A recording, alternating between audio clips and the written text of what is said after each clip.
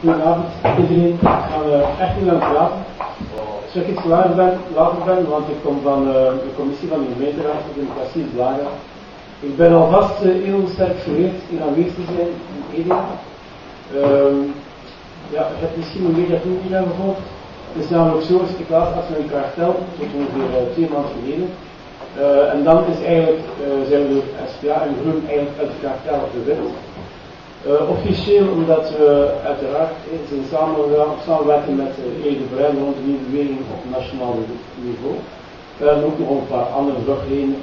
De echte reden was gewoon dat ze bang voor ons waren. Dus zo dat er dacht dat we als kleine beweging ook klein gingen blijven. Maar er was een peiling gebeurd in de krant, heel veel tijd geleden. En dan bleef ik na de burgemeester die niet gepleide persoon was, zonder eigenlijk veel campagne te moeten voeren.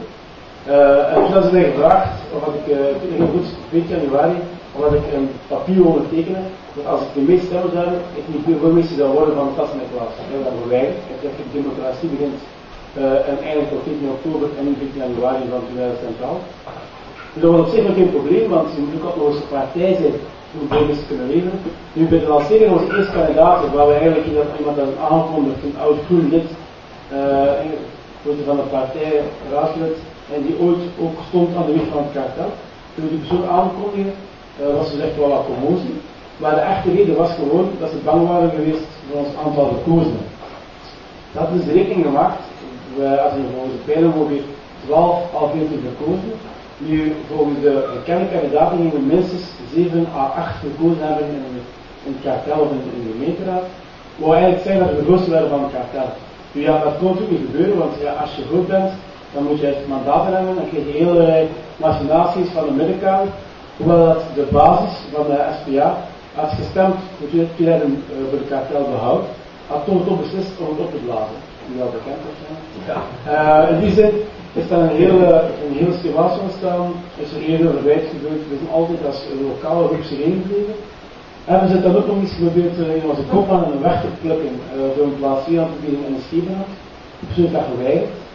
Met als gevolg dat we gisteren hebben dan officieel bekendgemaakt dat er een SPA gekozen naar onze beweging kan komen. Dat was eigenlijk, ik had niet op gerekend, want ze dachten van oei, die gaan van A naar B ploeg, maar wij zijn eigenlijk een hoofdoploeg. Dus het was zo dat ze heel geschrokken waren, ze dachten dat we iemand gingen bekendmaken die ook ons sterk steunt, een bekende Vlaam. Ik nam je dat noemen, maar dat was op de lijst ook al verzeld. Dus uit die paniek dachten ze van kijk, ja, die gaat het dan bekendgemaakt worden, maar bleek dat het een eigen maatregel is. Dat was eigenlijk toch wel een beetje buiten de wacht gedaan. Dus in deze wil ik maar zeggen dat mensen die een overtuiging hebben, niet altijd kiezen voor de makkelijkste weg, maar wel voor geloofwaardigheid. Dat over vandaag gaat geloofwaardigheid, de politiek geloofwaardigheid. Nu, bij geen van Bart Wever, maar we kunnen maar één ding verwijten of niet verwijten, is geloofwaardigheid. Geloofwaardigheid is een verhaal, en dat is een beetje het probleem in de politiek, dat er eerder mensen net geloofwaardigheid in hebben. Als je kijkt naar de gewone partijen, VLD, SPA, CNV en zelfs Groen, denk ik dat de geloofwaardigheid in de partijen soms verder zoeken is. Dan wat ik belangrijk vind, dat basisdemocratie, dat dan ook al begint, is eigenlijk ja, het begin van democratie. De polis of de stad of de gemeente, ik ben misschien historisch aangelegd, maar als je weet dat in de tijd van de Grieken het ook begon met de stad en van daar het naast ons staan, dan heb ik heel sterk geloof, heel sterk de basisdemocratie. Dus dat vraagt maar eenmaal heel veel tijd. Ik wil ook eerlijk zijn, bij de volgende verkiezingen gaan we onze beweging op eigen kracht gaan. We hebben ik weet nog niet, maar we hebben ook iemand van de grote lijst al staan natuurlijk. Dus dat is zoal geregeld. Vorige week gaan we dus ons verruimde ploeg van 20 personen nu al in feite aankondigen. We gaan de ploeg verder uitbouwen en in juni gaan we proberen gaan naar een volwaardige lijst, al niet met een volwaardige lijst.